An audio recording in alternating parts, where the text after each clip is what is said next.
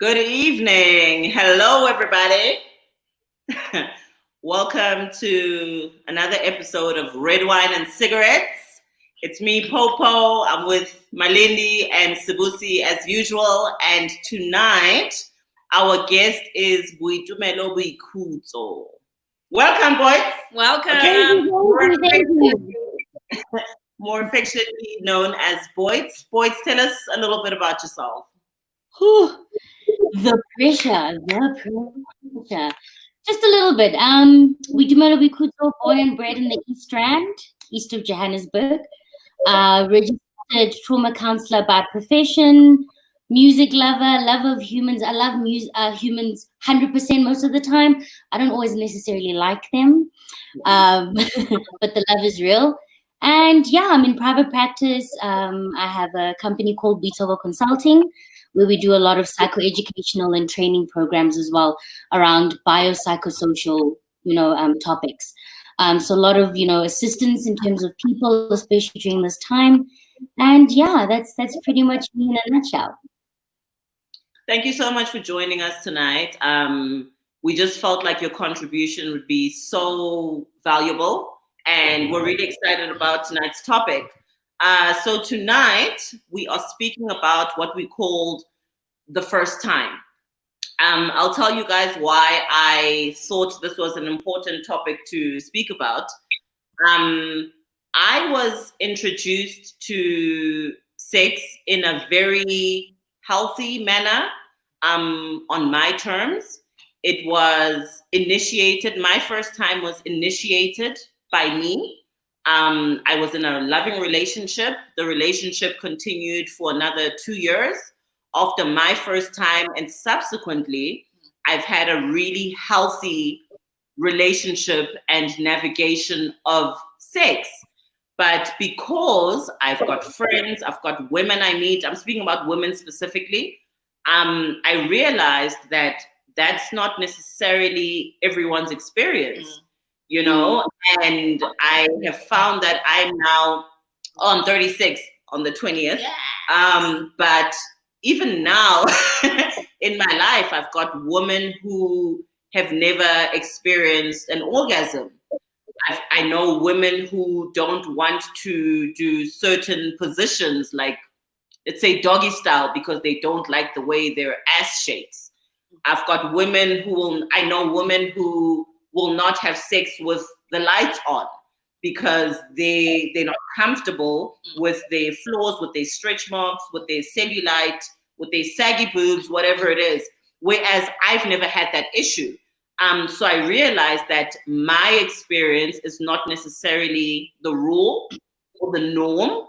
And I thought that it was something that was really valuable to speak about, because our experiences are really different.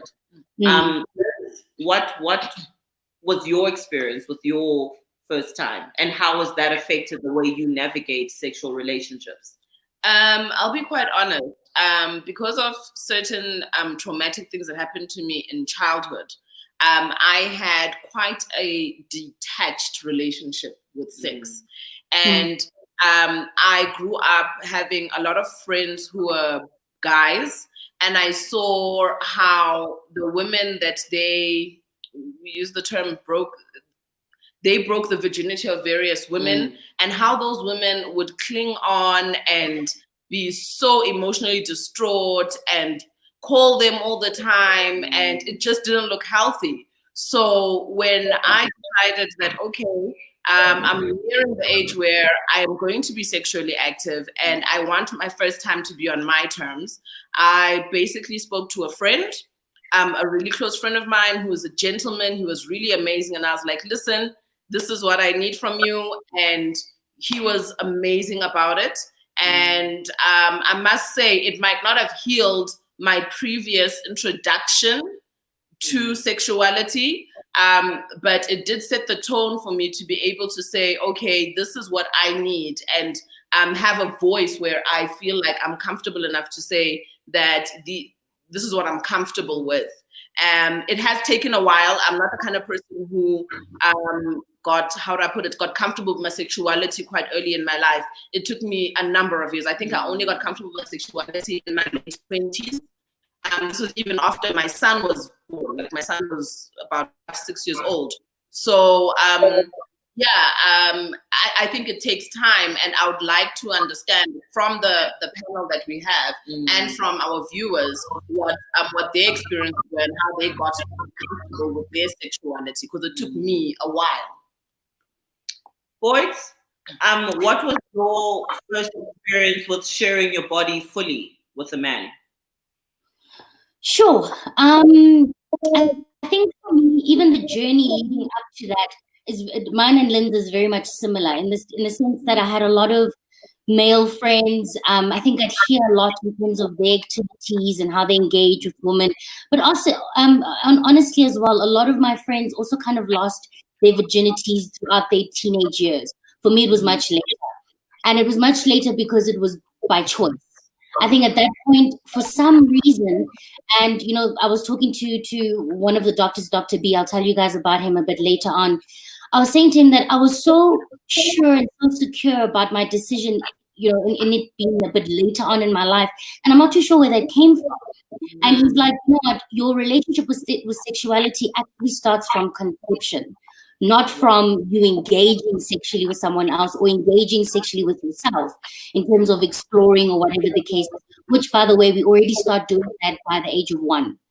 We start actually feeling up ourselves and all of that. Very normal at the end of the day. So I think for me, really, my environment informed, my decision in terms of making it a bit later on, because I think at that point, I knew that I wasn't emotionally ready. Going back to what Linz was saying, is that for me, there was such a huge emotional component where my perception of my body as well influenced that, because I was like, at this point, and I'm still like that, I'm very pedantic about who has access in terms of that space.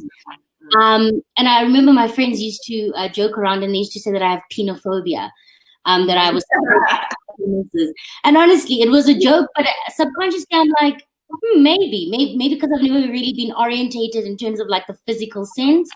So for me, it was quite a journey. Look, I'm not going to say that the first time was actually like the super greatest. I think the jury's still out in terms of, my first time.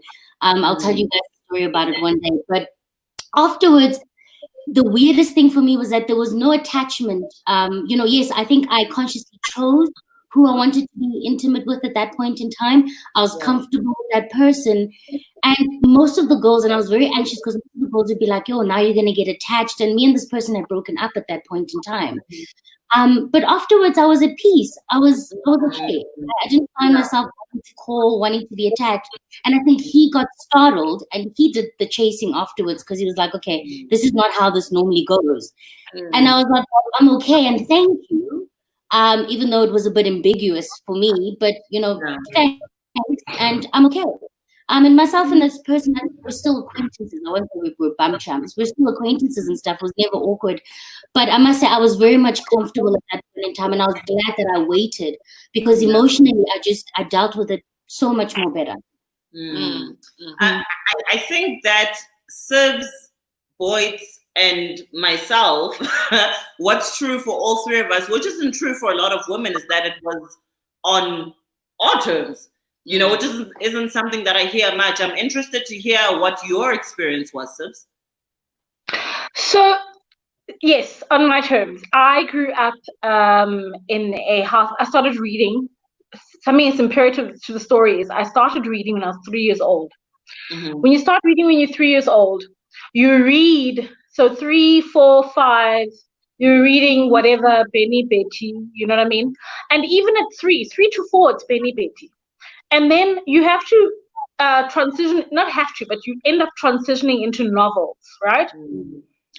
And I had my father's girlfriends and wives who used to read Mills and Boon. Mills and Boon. So at 6 years old, I was reading Mills and Boons, right? Okay, well, Sibs, for those, the Born Frees who may be watching, please just unpack what Mills and Boons is. So Mills and Boons are romantic novels. They're very short. You can go through them. I can go through 1 in 2 hours. They're short little novels. a bit of a softer version of 50 Shades of Grey. So they're not quite explicit in that he did this and he did. It's just like, and they became one, right? That kind of conversation, yeah. Nah? So at 6 years old, I was reading that kind of content. I then also, as a 6-year-old, had a very open mother who had community groups within the community that we lived in. We had all sorts of anyone of any age in the house at any stage to talk to her. She was a counselor. She worked for Lifeline. She worked for Childline. Is it Childline? Yeah. But she was that person, right? So she was that open person. And as much as I say she was an open person, what was great is that she I can't remember a time when she sat me down and had the talk. But the talk was never a secret. If I had a question, I would put my hand up and ask, and I would be answered accordingly. Does that make sense? So for me, I always knew my boundaries, and I knew what I wanted. And because of Mills and Boon, those books, they will make you want to wait for the right time. So my friends were busy. And I was just like, I'm waiting for the right time. And my right time wasn't per Mills and Boons, which is necessarily in love, but my right time was when I feel I'm ready. And that was after high school. And everyone always goes, after high school. And I go, yeah, because that's when I felt like I was ready. I knew what it was. In high school, in fact, if there's any people watching from high school right now, you will remember, people used to come to me for advice about sex. And I would give it. I'd give it, right? But I'd never experienced it. But it was from a point of I had the knowledge. My mother, everyone knew my Sibs' mom is open. She might not know the answer now, but she can go to her mom and get the answer and come back and give the answer. Right? And my mom trusted me in that even if it was me that was asking the question, or if I was bringing a question from someone else, she never ever like pried and made me feel like, oh, why? What are you doing? So for me, my first time was my thing. I said, yo, dude, what's up? We were dating, and I said, I feel like I'm ready. And he went, whoa, oh, okay. And then suddenly, oh, all right. And it happened. And as Boyd said, afterwards, I was just like, all right, thanks. Yeah. Also, I'd been leading up to it for so many years. And when I was ready, and it happened, and it was cool. And then I was like, hi. But also, it's been years and years and years of knowing who I am and knowing what I want and reading about sex and finding out about sex and asking questions. So for me, I was very, very lucky that I had that control over that first time. I also have control over my narratives generally about sex. Boys, boys, I'll get back to you now. Okay. There's just something really interesting that I'm noticing here. It almost sounds like the three of you, as opposed to me, had already had certain ideas about how you wanted to do it. When I met the man who I lost my virginity to, I had no idea what was going on. I was literally raised in a home. Mom and dad, sorry, but it's the truth. I was raised in a home where the only information I was given was, if you have sex before marriage, you are going to hell. And then what happened is high school ended. I went overseas, and this man was literally my first relationship, right? So I experienced him. He was my first. I hadn't even been to second base when I met him. Literally, I didn't know anything. And then the relationship grew and love grew. And then I began to interrogate whether this feeling could be wrong, because it felt so pure. It felt so right. This can't be wrong, So I think I was set up for it to not necessarily be on my terms, but because I met someone who respected my stance on my virginity and it being so important to me and non-negotiable, I was then able to grow into it. organically. Yeah. What did you want to say? Oh wait, guys, we'd like to hear your views. We'd like your comments. This is not just a conversation between the four of us. You know what I mean? Because I feel like there's someone out there who we do not represent, you know, but your opinions and your views are valid as well. Thoughts? So I wanted to speak to what Sid was saying, but you also added on quite nicely in terms of the contrast that I wanted to make. Because now we've got Sibs here who had exposure to a large extent from a very young age. You know, so a lot of things were normalized. You know, she had a lot of information. And I think the preconception that we have, especially in the South African context, because we don't have a lot of sex education, guys. Life orientation does not even begin to touch, you know. But speaking to what Sibs was saying is that people have the notion of the more children get exposed to sex or sexuality, and no, I shouldn't actually use the word sex because sex is gender, but sexuality, the more they'll kind of be promiscuous and they'll start having sex early. But actually, funny enough, it's the other way around. Because at that point, that child has so much knowledge that they make an informed decision when it comes to their bodies, when it comes to understanding themselves and having to engage with another person, as opposed to the opposite, where children don't have much information, or the information that they get is very negative or very much taboo. You know, like we don't say that word. You know, we don't talk about those things. They then go out and they find themselves being exposed to all sorts of situations where they don't know how to react. You know, where they don't have that information. And they kind of just go in because everyone else is doing it. Oh, all my friends are losing their virginity. It's the in thing. Let me do it. Oh, you know, this one went exploring. Let me also find a boy and let's go exploring. But as opposed to someone who's been exposed, at the end of the day, they'll be much more secure with regards to that space at the end of the day. So I think the notion that people have is that the more exposed children are, the more sexualized they'll be, or the more promiscuous actually rather they'll be. But actually it's the opposite. The more they'll actually make an informed decision and take their time in terms of engaging when it comes to intimacy and things like that. Yeah. I think we definitely need to explore that further. I'll say for a fact, I am not the parent that my parents were.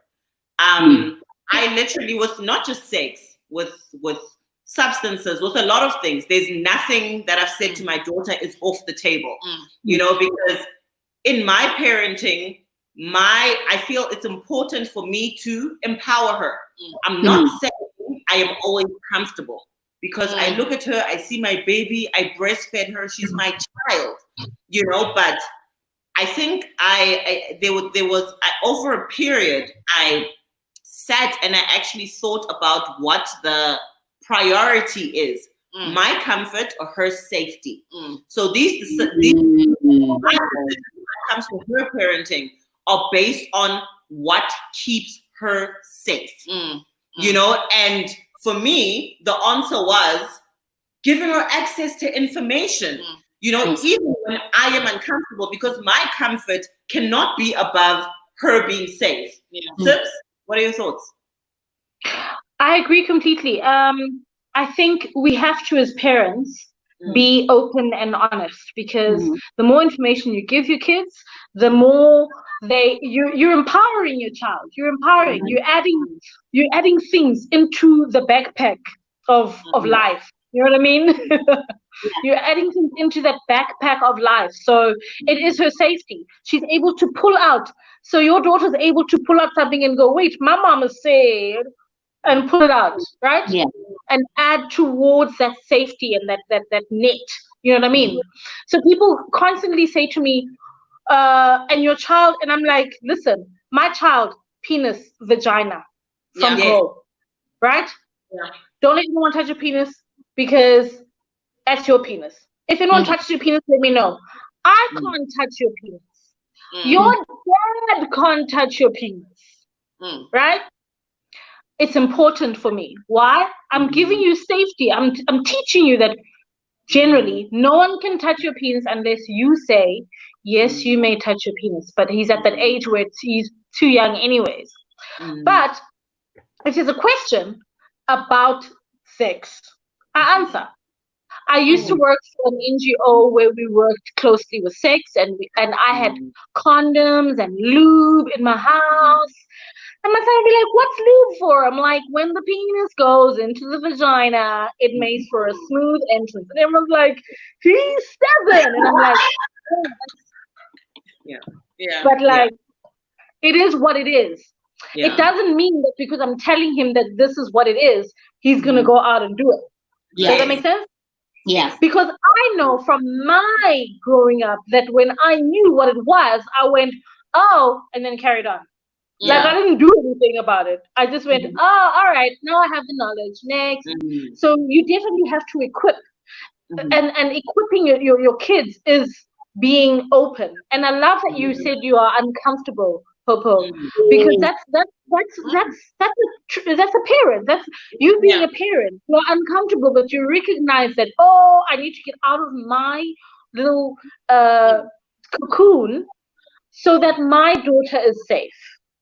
So I love that, because a lot of parents say, "Oh, can I bring my child to you and you can tell them about sex?" And I'm like, "No, you have to get out of your cocoon, because they have to be able to come to you every single time something happens or they have a question.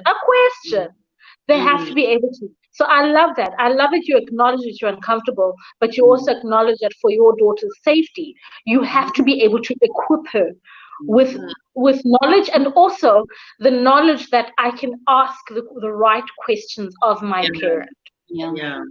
I'd like to ask Linz a question, but Boyd, you wanted to say something. I'll get to you now. I wanted to pick your guys' brains a little bit and find out what your thoughts are on families being comfortable in being naked around each other.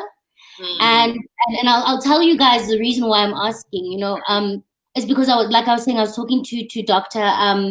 What's his surname? Bulatov. Yes, Dr. Bulatov, and he's a homeopath and specializes in sex and sexuality. So past traumas, the body, the muscles, and all of that.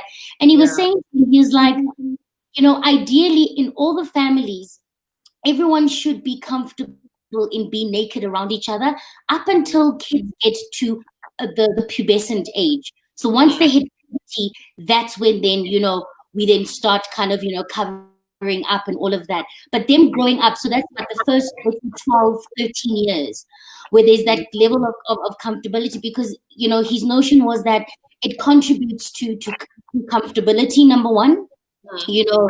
For questions to be asked and all of those type of things. And also it's an opportunity to kind of reiterate good touch, bad touch.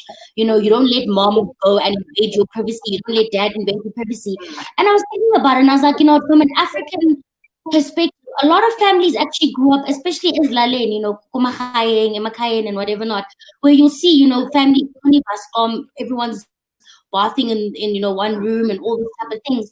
And I was like, that used to be a norm for some of us, at some point, I think from an African perspective. Now, obviously, with all the things that are happening around, that no longer happens. But he was saying that contributes to comfortability of sexuality, education, and all those type of things. So I just wanted to hear your guys' perception, and thoughts on that. After, of course, Melissa, you've asked Lynn's the question, No, what you're saying now speaks directly to what I wanted to ask Linz. What Sib was saying, basically she was speaking to consent, when she was like, no one should touch your penis, I can't touch your penis, your dad can't touch your penis.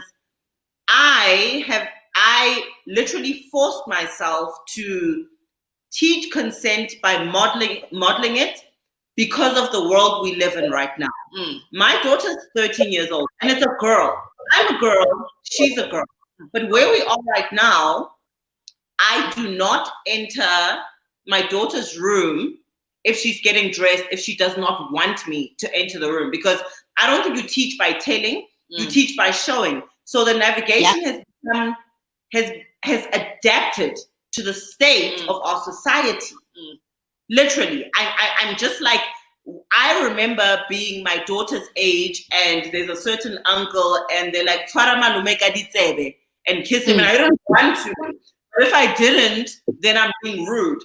I have told her, you don't have to hug, kiss, shake hands, anything. And it's not even about your boobs, the private places. Any contact that you can consent and deny. You can consent to and deny any sort of contact. Every part of your body from head to toe is yours, because we live in an unsafe society. And I just wanted to ask Linz how she navigates with her son, because raising Sims and Linz are raising boys. I'm raising a girl. I was just wondering how you navigate that with your son. Wow.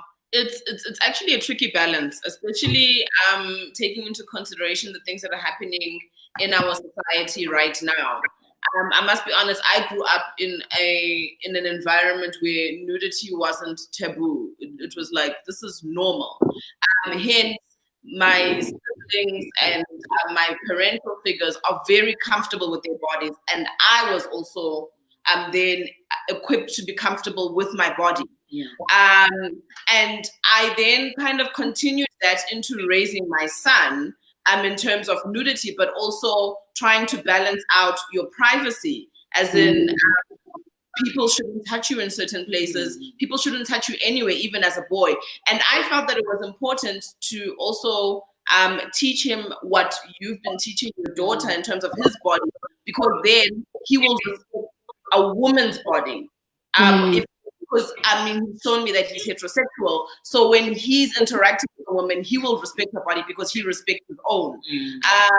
And now, in terms of nudity, I've raised him like, we're comfortable. Like, he can come and walk dressed. There's no sense of, oh my goodness, mom, you're in your underwear, or, But now I'm actually at a place where I was telling Balisa the other day, where because of the things that are going on in our society, where I'm thinking to myself, maybe I need to adjust slightly what I am teaching him and equipping him. Because my thought was, if I allow him to be comfortable with nudity, when he's older, as he grows, he won't only see a woman as a sex object, he will see a woman as a woman first. And then when he's attracted to a woman, then he will enter into the sexual part of their relationship. But now I'm at a point where I'm like, do I continue teaching that? Or how do I balance then his navigation of going too far, with a woman that he's in a relationship, a girl, okay, he's 15, a girl that he's in a relationship with, does he, so what he started doing, because we have these open discussions, I'm like, babe, I don't know how to navigate around your interaction with girls that you're romantically involved with, because these are the things that are going on in our world. And what he started doing is he actually has decided that he wants to start he's really into the get to know phase of interaction.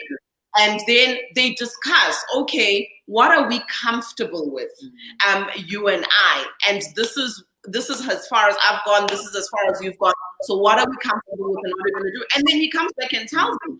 And these are uncomfortable conversations to have with your child, but I think it's important that our children are able to come to us and say, okay, these are conversations we've had. We're not necessarily acting on them, but this is what we want to do. So what are the conditions you think? And then I weigh in.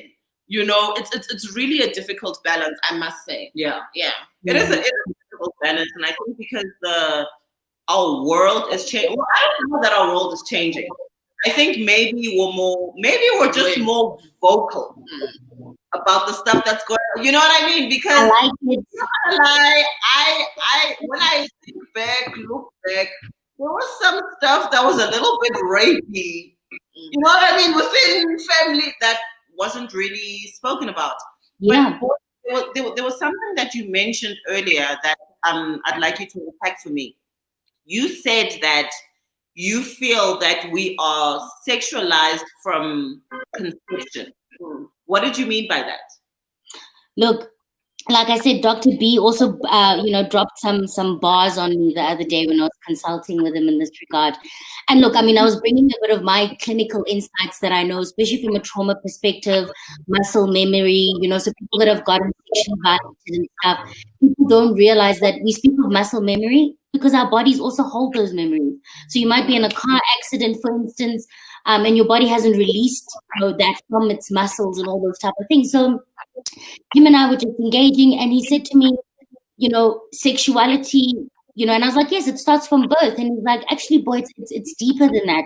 It starts from conception. And the minute he said that, for me, a light bulb went off, and I was like, actually, you are right. Because we are a body of cells, we exude energy, we are energy within ourselves. So obviously from conception, that's when it pretty much starts. And then he said to me, which made absolute perfect sense, he's like, well, it's honestly, to be very honest, if you get a love child, so a child that was made in love, so a boyfriend could have been, teenage boyfriend, doesn't matter. But if there was genuine love and a connection, even in that inception, it already predetermines how that child will relate with themselves and how that child will relate with love and connecting with other people, because it's already part of their genetics. If a child comes from, for instance, violence or rape, most of the time you'll find them either being a victim or a perpetrator. Because again, from the energies of conception. And when he said that to me, I was like, so much makes sense, because even when a woman's pregnant, guys, and I'm sure you as mothers would know that whatever traumas and emotions and stuff that you are going through, your child experiences it as if they are going through that. That's why sometimes you'll find kids that are a bit, colic, or kids that are just a bit disgruntled the first year. Think about your pregnancy. Think about what you went through during that time and all the energies that were, transferred. So from a carrying a child in pregnancy perspective, for me, it made sense. But when he went back and he was like, no, let's start from conception, that already all part and parcel of the foundation that you have with regards to relating to your sexuality, with regards to how you connect with other people. So you might be a love child where your parents never married, but because you were made in love and from love, that's what you pretty much, perpetuate throughout your life. So even if you can have healthy relationships, you would be able to identify that love from a partner and whatever the case may be, because you didn't come from necessarily toxicity, you know what I mean? So even with one night stands and things like that, you'll find that some of those people will be a little bit more detached, because there was that element of detachedness at that point in time when the child was being created. So those are some of the things that you also need to factor in when it comes to sex and intimacy and procreation, really, at the end of the day. Yeah. That's crazy. That's crazy, because I actually my daughter was always very, how do I put it? Music would make her cry, right? But I shouldn't have been confused about this, because my child's father and I broke up when I was 5 months pregnant. And guys, I was busy in the Drew Hill, Whitney Houston, to make myself cry. She was in my belly, and I was so attached to crying. Like, I would literally use certain music to prompt tears. And then my child is born, and then when this music plays, my child is out here. And I'm just like, what's wrong, darling? And I thought back, and I was like, oh my gosh, she was predisposed for this, because mommy did that while she was in vitro. You know what I mean? So I that makes so much sense to me, because it actually manifested in my life and in my child's life. Guys, can we read a comment? We're asking for comments, but we are not reading them. Hold on.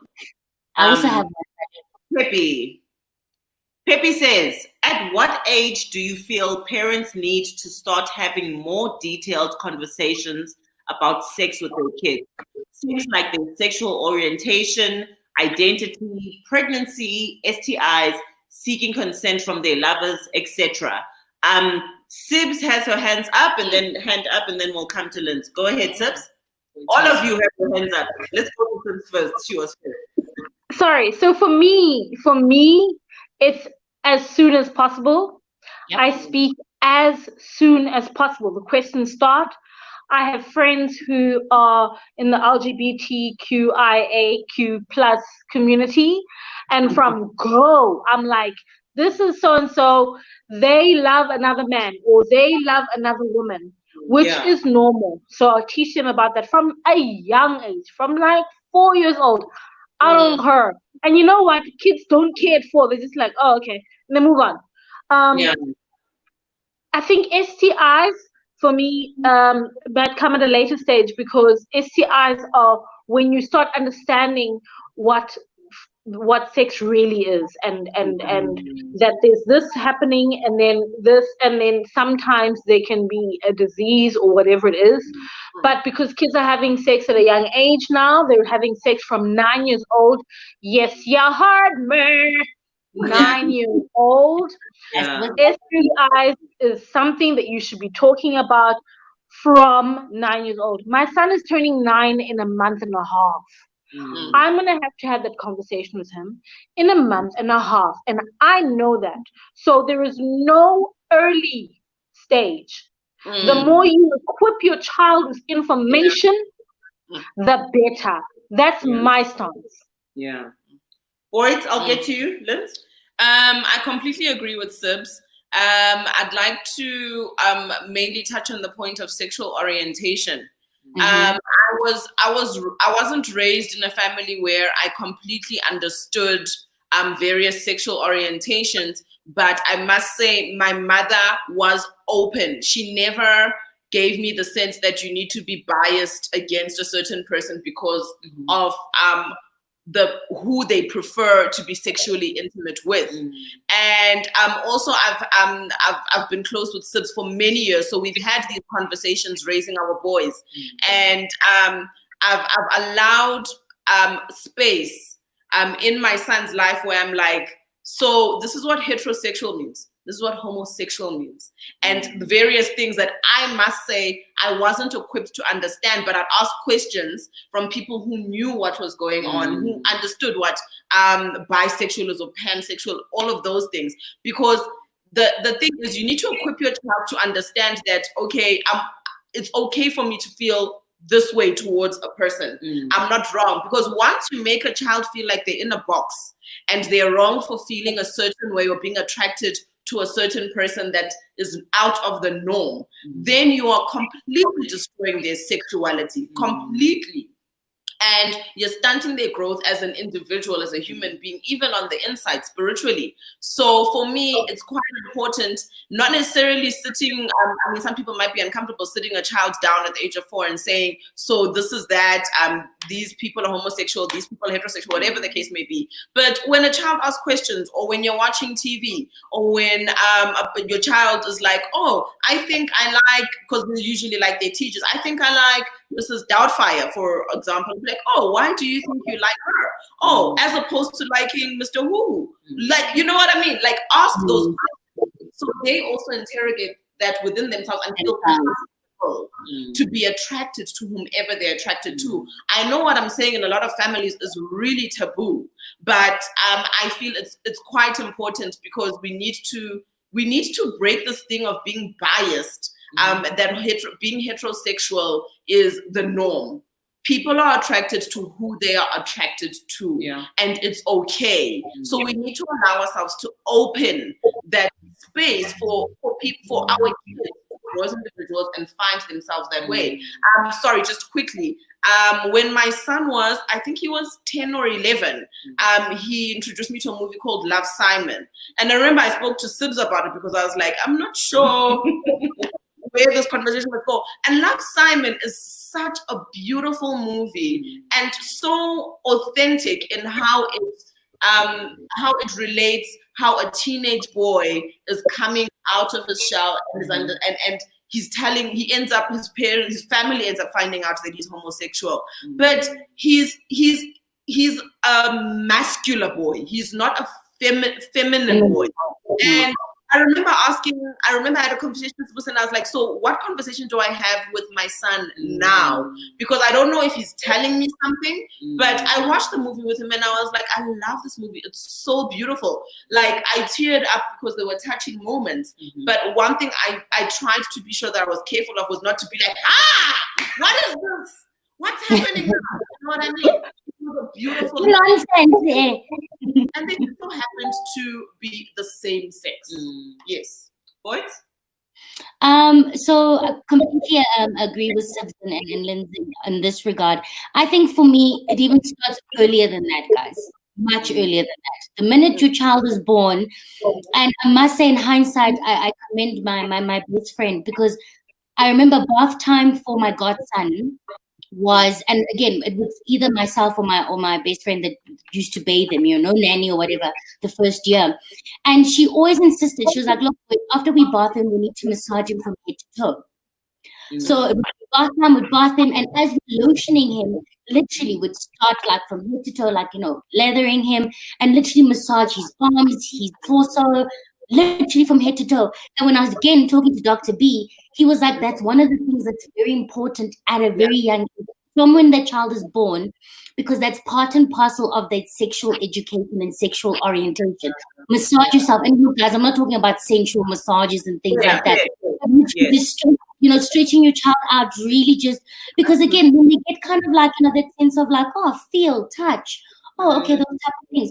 You see your little one playing with, with his penis, or your little one with her vagina at a small age, don't go and freak out. And I've seen parents going, hi, Wena, what's on? Hey, how? Okay, and it feels nice. And at that point, we also need to, acknowledge that as parents, that the pleasure that comes from our sexual organs. So the child is discovering that. Allow them to discover, if you walk into a room and your little son at 2 years old or 3 years old is sitting there, playing with his young member, allow the little man to be at the end of the day, or the little girl to be, type of a thing. And that's where it starts, guys. So that by the time you have those conversations, the child has already got a basis. The child has already got a bit of a orientation and a knowledge of their physical self. So it won't be uncomfortable for your little one. And I loved what Bali said earlier on, is that check yourself as a parent. A lot of parents' anxieties and concerns or whatever are their own projections. They don't come from an environment where these conversations were had. Don't make it awkward for your children. And if you are awkward, just say, listen, this is a little bit awkward for mommy, or this is a little bit awkward for dad, but I'm happy to have that conversation with you, because I'm also going to learn and you're also going to learn. Icebreaker done. From there, the rest is history, guys. There's a comment I'd like to read from Mpomo Fukeng. She says, guys, can we talk about the fact that in Black families, especially sometimes being yourself or following your heart or exploring alternative sexuality, being that person isn't good enough? She did a follow-up comment that says, I've definitely hidden my proclivities because they're not in line with who I'm supposed to be or what's acceptable. I that's my sister, by the way. So let me. Hey, sis. So I understand exactly what she's speaking about, and I have been very intentional about communicating to my daughter that guys, I can't choose for her what her sexuality is. The thing I'm pushing, the idea I'm pushing is wherever you feel you are treated with dignity and respect. Yeah. Wherever that is. But that's not the message we're generally getting. The right way is imposed on us, and subsequently it makes us suppress a lot. But one day you decide, I'm a grown-up. I'm gonna do what I want to do. Except the problem is, because it's been suppressed for so long, you are now operating at a much lesser age because you weren't able to grow, right? You were suppressing it. So now you're just like, I'm now lesbian, and now always life, and now you get what I mean. So we put our children on the back foot by doing things like that. Sips, what do you want to say?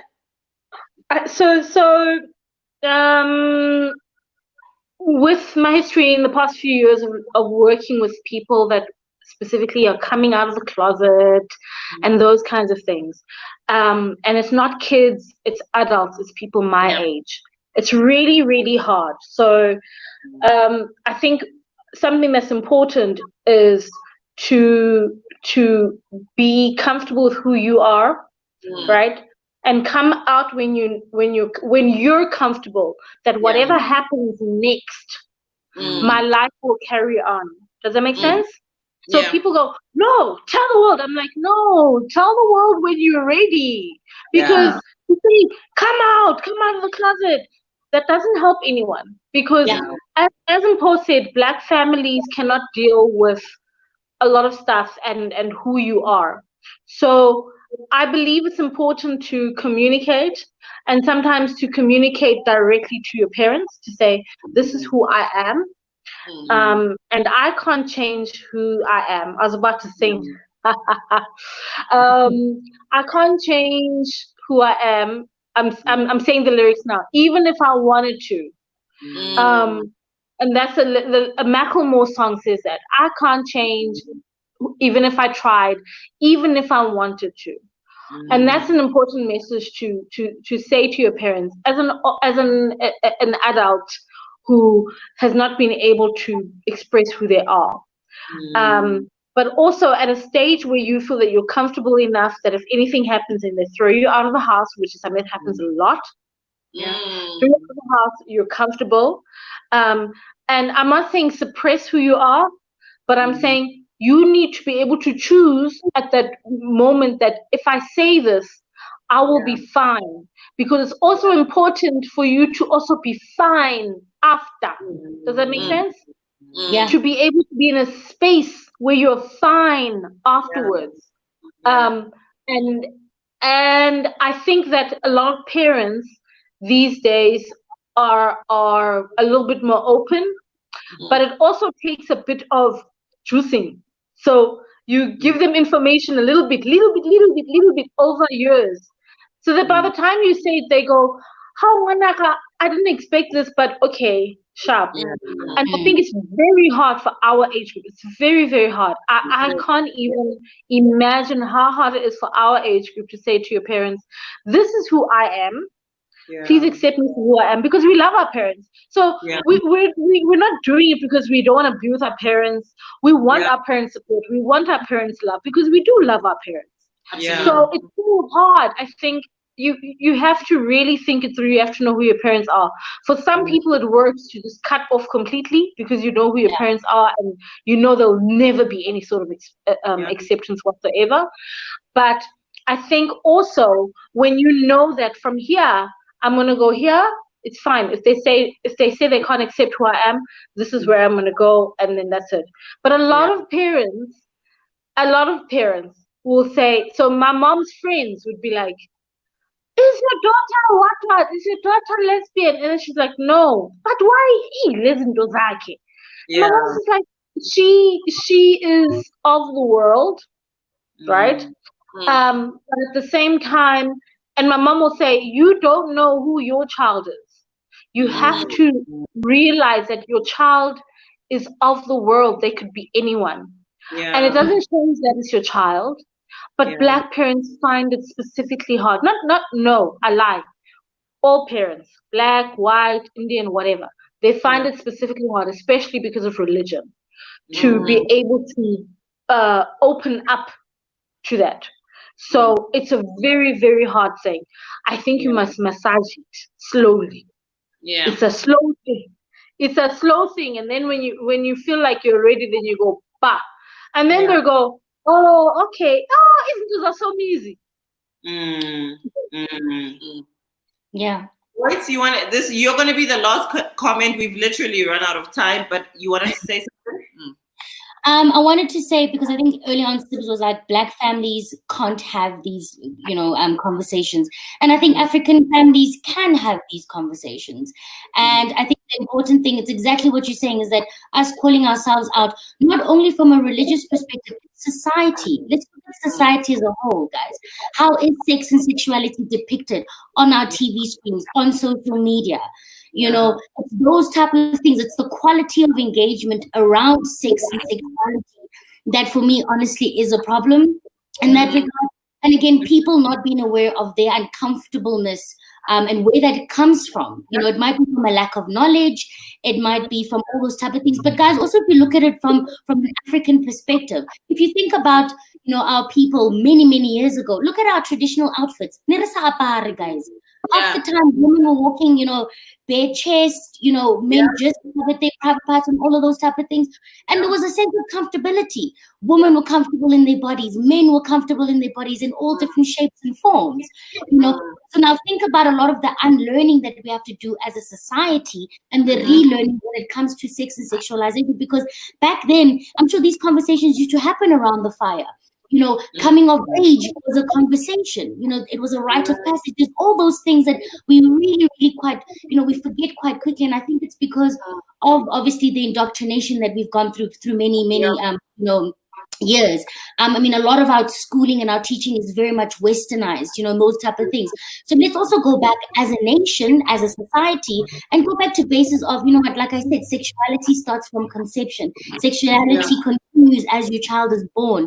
And you also need to check your biases when it comes to sex and sexuality, because that will be projected onto your children. So let's have those conversations. If you're wanting to have kids, go to therapy first and find out how you feel. If your child might be, you know, homosexual, might be heterosexual, might be pansexual at the end of the day. You know, what if your child says, I love and I'm connected to this person, irrespective of their gender, irrespective of their race? That's about a connection. And you'd rather have quality, you know, over quantity and trying to chop and change things to fit what society's norms are and what we define as normal. Okay. I'd like to read one more comment from a gentleman, actually. And I know we are going to be dying to unpack it, but we can. I feel like we're probably going to need to carry on with this conversation at a later stage. I'll be there. I think you will all be available for that. Let me read this comment. Tembiso, I'm sorry, sir, covering your face. Tembiso says, I'm turning 28 this year, and I've never had the sex talk with anyone, so I learned everything on the go. I cringe when I see a parent openly talking to their child regarding sex and sexual boundaries, because that subject felt taboo when I was younger. Unfortunately, there are a lot of men who grew up like me, and maybe because of that, don't even recognize if they were abused or not. The time for don't ask, don't tell is over. And the lack of information is breeding individuals who abuse I see ... I think it's not showing me the rest, but I think we get the gist of what he's saying. Guys, we are failing our children by not openly communicating with them about what is supposedly taboo. It cannot be taboo if it's something that you need to live or to navigate. Unfortunately, it wouldn't be you anyway. Absolutely. Right? So I think we could go on and on, guys, but we really are like 7 minutes out of time. Can we commit to having a follow-up conversation about the subject at some point? Because I think there's so much more we needed to unpack, and I think it's such an important conversation. But ladies, thank you so much for tonight. I think that a lot that was really important was imparted. We won't be following up next week, because next week we're speaking to Vos Ngande, and we'll be speaking about Black love in crisis. We're meant to speak about this last week, but South African load shedding, we had challenges. We're picking it up next week. But boys, we look forward to having you back in the building again. I think this was such an important hour, and a lot that's really important was imparted, and we all have something that we can take away from it. Thank you so much. Cheers, ladies. Cheers to our viewers. Thank you so much for your support. We said it. Good night. Good night. Bye.